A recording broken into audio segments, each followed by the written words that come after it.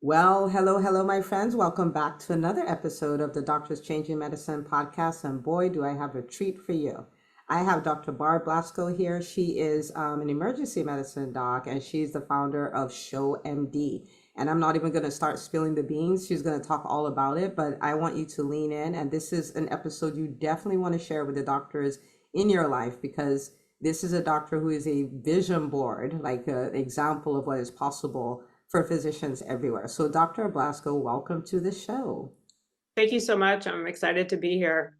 I'm so excited you're here. So, I'm going to give you a moment to introduce yourself. And then, as I was telling you before we hit record, I have tons of questions for you. Okay, great. I'm an emergency medicine physician by training.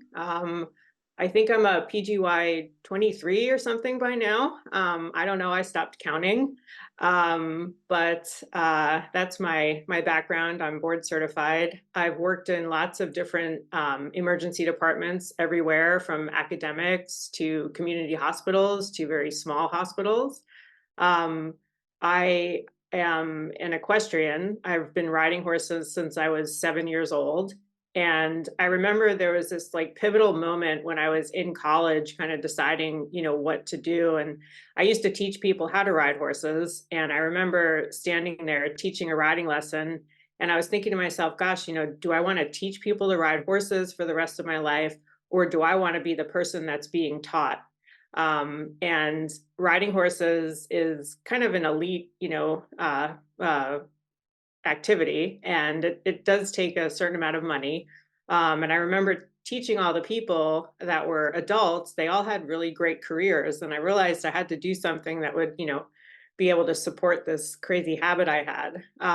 So I ended up obviously going to medical school. I was lucky enough to keep riding horses the entire time I was in college and medical school, which was great.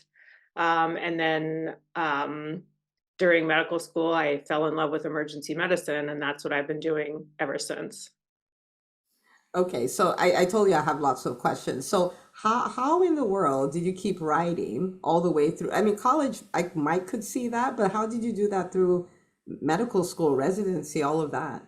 I just love it so much, and it's just such a big part of my life, and it really keeps me going. I literally used to leave my books in the library and go and ride my, horse for an hour and come back to the library. And everyone thought I was crazy, but to be honest with you, like that hour of outlet gave me the ability to focus and study. And, I came out of, top of my class, and, it really just was something that was a passion in my life.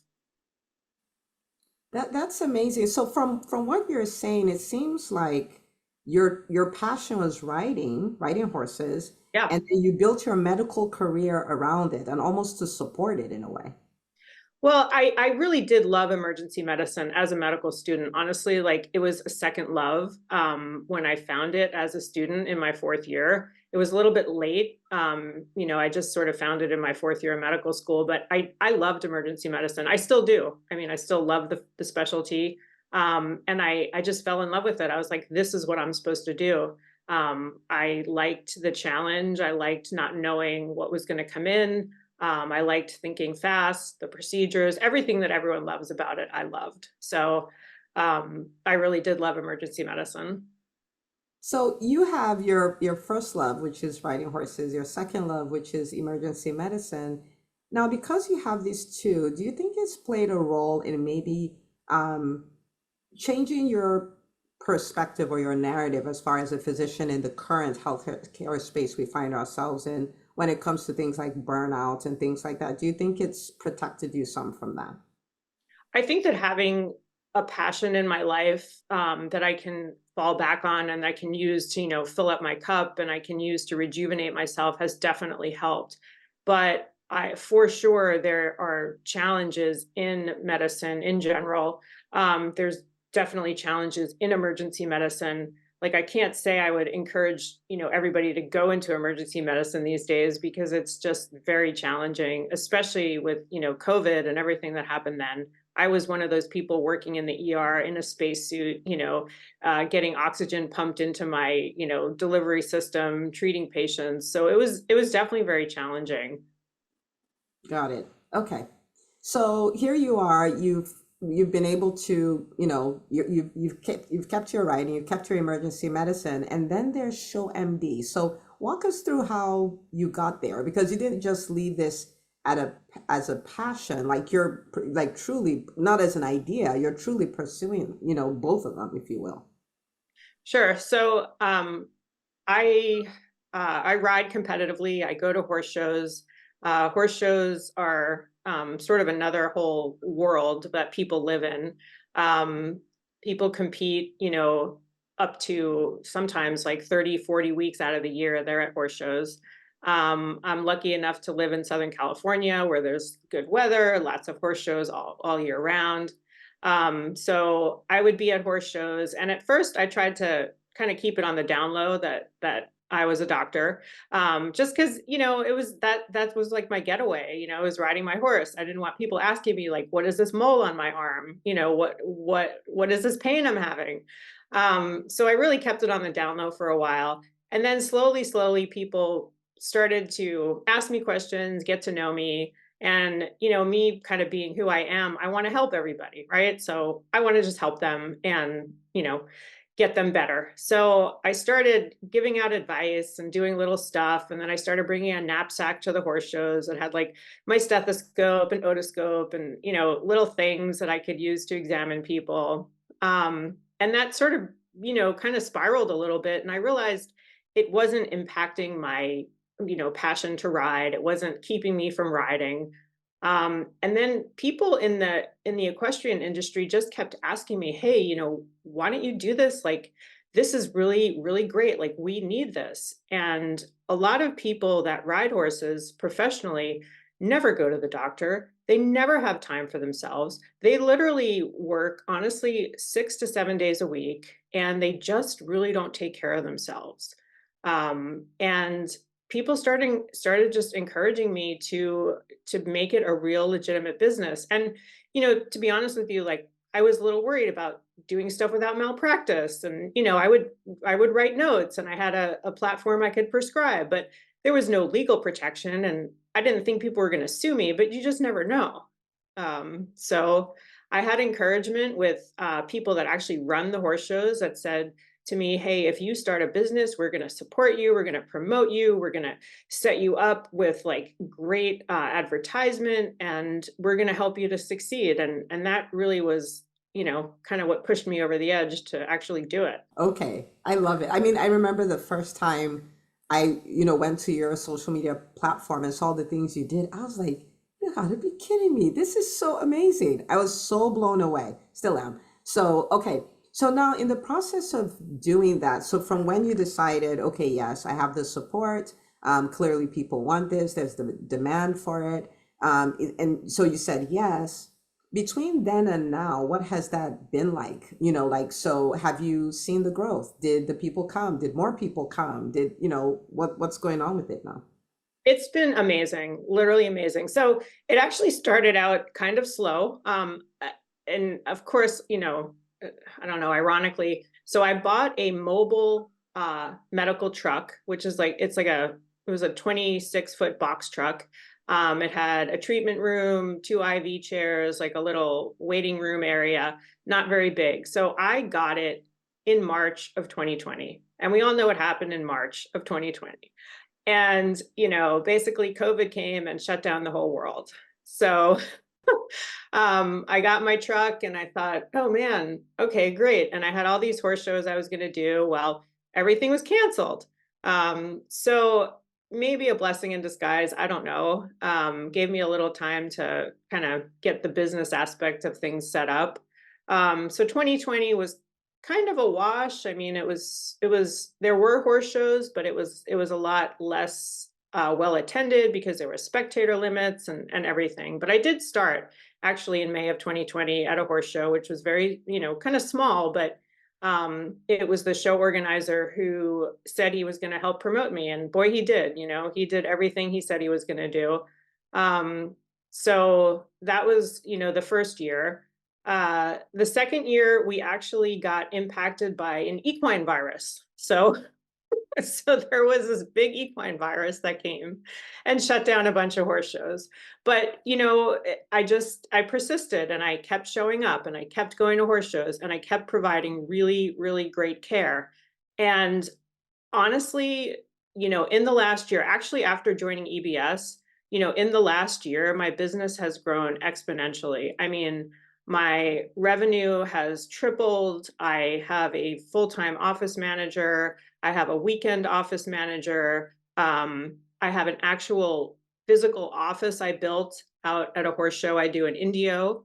Um, it's just been amazing. And the people that have, come in for care, they love it. And I mean, it's just great. It really is. Talk about a niche of niches. Okay, so 2020 was what 2020 was. Yeah. 2021 was the year you guys had the equine virus. Oh, If yeah. I remember Yeah. correctly. Okay. And so the reason why I'm pointing this out is because you had 2 years that were extraordinarily challenging. Like it's not a regular challenge of I started a business and I'm uncomfortable with running a business. This is like they're legit challenges. But you went through that for years, because we can say plural, right? You went through that for years only to get to this place where you're then able to say, tripled my revenue, have a manager, have a weekend manager, got a physical location, all of this. And the question I want to ask you is, what do you think helped you go through those challenging times? Because if at any point you quit, all of this other stuff just flat out wouldn't have happened. You know what I mean? This beautiful place where you find yourself, you would have never known. Yeah. First of all, I'm not a quitter. Yeah, I think there are times when you should quit things that aren't serving you. But something like this, I wouldn't quit. And I held on to like the little wins from every day or every horse show or every week, where people were appreciative, where I could see things like that I was that I was building on, how to build specific verticals in my business and how to keep going and how to hang on. And the other thing was like I built such a great team of people around me that were supportive. I pulled the best nurses from the ER that literally could put an IV in a rock. Like I found nurses that were amazing. The first nurse I hired, like literally everyone goes to him in the ER if they can't get an IV. And I had people that were, encouraging me. And they were there and they knew that this was going to be something that would succeed. And we would talk about it on the slow days and then the next day would be really busy. And then we'd be, excited that we had patients and that we were helping people. And I think also like investing in myself, like joining EBS was a huge thing because it gave me a lot of tools to just keep going and see what are the wins of the day and how I can embrace them. This is so important. You know, Dr. Blasko, I don't know if you know this, but when we first started the EntreMD Business School, it was a membership model, like it was month to month and stuff Mhm. like that. And I am so acutely aware of the opportunity cost of quitting. For some reason, I'm just wired that way. And so when people come in and stay for 3 or 6 months and they're like, I got what I need and I'm out, I'm like you're even shaking your head, like, no, that's not the way this works, right? And I'm like, no, like, and so it was so hard for me that for my mental health, I made it a year long, like at least a year. And Well, you then, talked about that last night. Yeah. but because I'm like, it's not like, yeah, but it takes more. And it's so easy to quit because those hard times come. You had it for a really long time. And I just want to say big shout out to you for not quitting because I've not heard of anybody doing what you're doing. And it's such a needed service and it's so innovative. And you've married passion number one and passion number two, and they're in the same space. Like it's just magical when I think about it. So you said four really important things, and I just want to rehash it because you're giving people the gift of accountability, the gift of some tools they can use so that when their tough times show up, they don't quit. So one is that you're like, yeah, I'm not a quitter. Now, of course, there are times we strategically quit, but not necessarily just because things got tough. I quit. So you have this relentless commitment to your goals. And I find that that's actually number one of one, right? So I love that you mentioned that first is a commitment to your goals, is celebrating the little wins on the way. Because if we only wait for the big wins, we can't survive. Like we need every day, we need to go like, okay, what worked?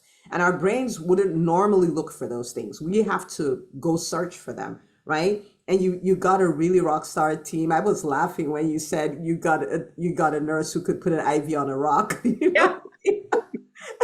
But having that team around you, people who get the vision, who are competent, just having that boldness to reach out to those people and make them offers and invite them to come be part of your mission. And then the fourth thing is really investing in yourself, because when we become entrepreneurs, we do need to retool ourselves, right? We're not educated, we're not skilled at that, but we can become skilled, right? But it does require an investment. So thank you for sharing that, because that's huge. Um, so you've had all this growth, it's been really amazing. So when you look at the next 12 months, what comes up to your mind for Show MD? Oh, I kind of wanted to go back a little bit on like Oh, the let's do that. growth I've Yeah. had. So when I first started, I was in this little trailer, right? It was like 20 feet of usable space. And then about 2 years into it, I bought an X-ray machine. So I do X-rays on site, and I had to take literally the hardest test. Oh my goodness, it was so hard. I was not good at physics in college at all. And in California, in order to perform x-rays, if you're a physician, they allow you to take the AART exam. But let me tell you, this test was not hard, it was not easy. I left the Pearson Testing Center and I thought, I think I failed that test. Oh, Gosh, that was wow. terrible, but I passed. So I actually bought an extension trailer, which is like a 20-foot equipment trailer, and had it like, lead walls and everything. And 2 years into my business, I started performing x-rays, which was a total game changer, because people fall off horses, and probably a lot of people listening to this podcast don't know it's actually a dangerous sport. We jump over obstacles, people fall off, they hit their head, they break things, and just having an x-ray machine on site was like a huge game changer. And a lot of times, like people, parents will bring in their kid and say, oh, my kid fell off the pony, I just want to make sure their arm is okay so they can ride again. And clearly, like, I know the arm's not broken, but just giving peace of mind is really great. um, so so like I said, I bought the x-ray machine and the trailer, and believe it or not, that trailer and x-ray machine are now leased out to somebody who's doing sort of like a franchise model in Florida. So Wow. yeah, so I have the office building in Thermal. I just bought another portable office for California. So that's coming in like April 2nd. So I'll have that for California. So I kind of have three offices now. And Is so that crazy or what? well, here's the craziest thing. In the beginning of the year, I think in January on one of the EBS calls, you had us write down three goals Yeah. for the year. So I've accomplished two goals already, and it's like Wow. two of those goals I have accomplished. And the other goal is a revenue goal, which I'm going to meet, I know, this year. But two of the goals that I wrote down on this little piece of paper that I shoved in a cabinet in my office out in Indio, I pulled out the paper and I was like, I met these two goals. So it was amazing. My goodness. So you fall in the category of people who at the end of Q1, because we're not even at the end of Q1 at the Yeah. time of this recording, you have to go like, okay, I'm gonna need new goals for this year Yeah. because I kind of, wow, that's amazing. Now you've talked about you've brought up EBS, the EntreMD Business School, a number of times. When you think about it, how would you say it's helped you as far as hitting your goals, multiplying this stuff? I'm so blown away by what you're doing. This is wild. Well, I guess the other thing about what I'm doing is I love it. I love it so much. And when I go and I work there in the clinic or office or wherever I am, I love it. I love taking care of the patients. Like half the time we talk about their horses, and it's like, okay, yeah, you fell off and you hurt your hand, but how's your horse and what's going on with your horse? And the other thing I offer to these people is like, I offer a knowledge base of the equestrian industry that, like, if you go to an urgent care and say, I fell off my horse and he did X, Y, and Z, that urgent care doctor is going to look at you and go, what in the world are you talking about? Yeah. And, I have that language that we speak together, and that's been a huge game changer. And that's how I've built, people having confidence in me, people trusting me. I have a whole concierge practice now where I actually do concierge medicine for equestrians, and I take care of all their medical stuff, on a monthly basis. So that was a vertical I built, based off of just growth in the past few years. This is okay. I want you to talk to somebody, right? Because the life you're living is so beautiful. So in EBS, we talk about your dream business and your dream life, right? And so you have your love for horses and your love for emergency medicine, and you're expanding that and growing that and being a gift to your patients and all of this. I can only imagine how rewarding that is. But there's somebody listening who's probably where you were in 2020. So maybe they have the idea. Maybe somebody else has told them, yeah, you can pull this off. And for somebody, it may not be the idea, but it may be it's time to scale, right? Like it's time to make some kind of quantum leap. And you're on a version of the other side of it. What would you say to that person?